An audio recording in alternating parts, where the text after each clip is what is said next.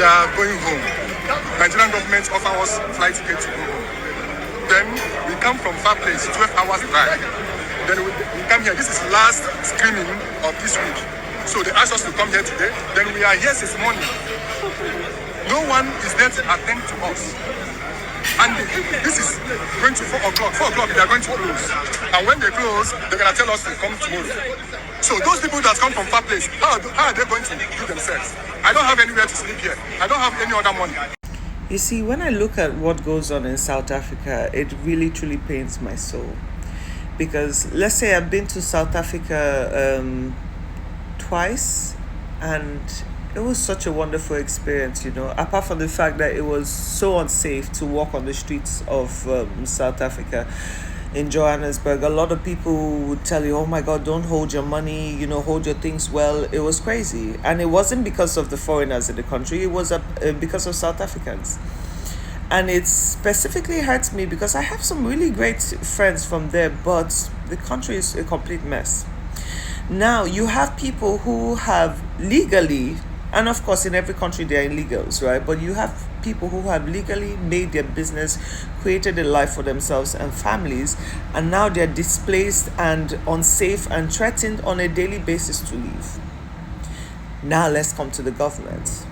Naturally, in any country, your government, your embassy is supposed to create a safe passage for you to return back to your country when your life is being threatened. That's what it's supposed to be. But I find it so funny when people in other countries, Nigerians, expect our governments to be any better than they are here. We have people in the forest and they still haven't rescued.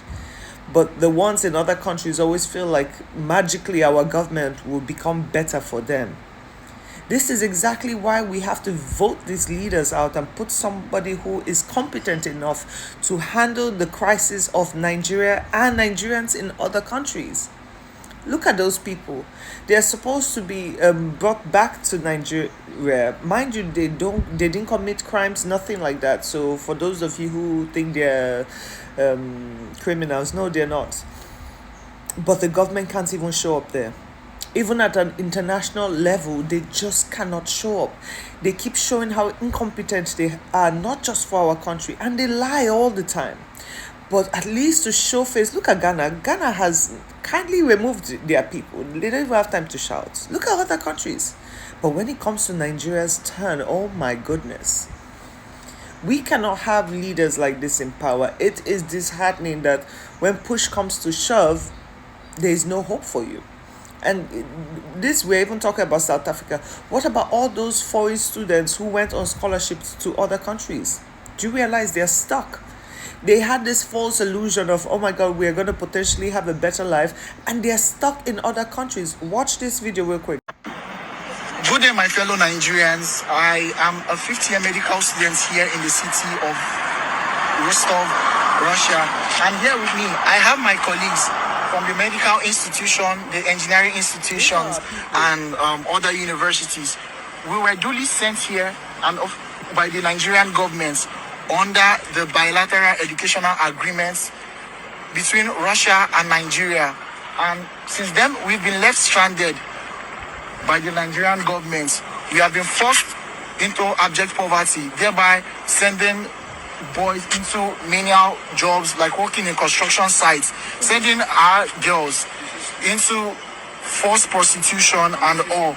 We are soliciting with the federal government to please come to our aid. We appeal with the first citizen of Nigeria, His Excellency President Asiwaju Bola Ahmed.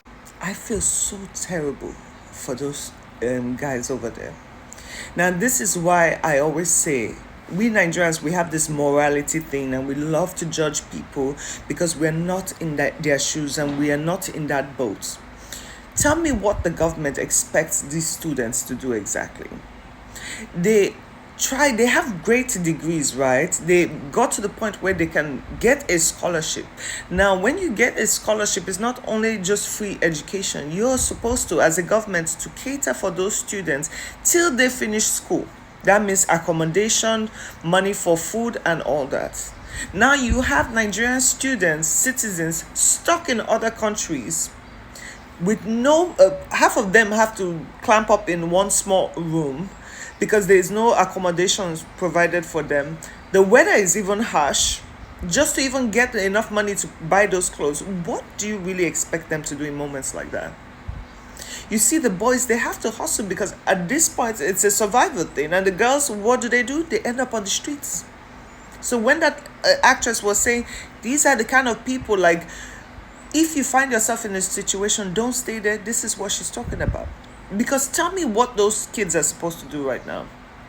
They can't come back to Nigeria because they can't afford it. That was the whole idea of the scholarship, to give Nigerians a fair opportunity to advance further in life. But even then, our government fails. They fail at every single turn. Here in Nigeria, they don't care about you. You would think that at least to show face on an international level, that they would at least cater for those children. What are they supposed to do right now? And mind you, that is Russia. The same thing is happening in Germany. The same thing is happening in Morocco. I can't remember, was it Morocco where this guy went and saw? It's happening all over the world. We have children all over. Because some of the greatest schools, there are some universities that are internationally recognized, they send them there and look at it. It just, like, I woke up today just feeling all kinds of, I don't know. And you still have people making jokes. I still have people talking about rubbish tribalism. I don't even know. This is the future right here. If we don't correct this today, this is the future. I believe that at this point we can get presidential candidates that would actually cater for thy people. And a mosquito just bit me as I'm sitting down here. Imagine on my face. Anyway, you guys be safe as the protest goes on. Please be safe out there.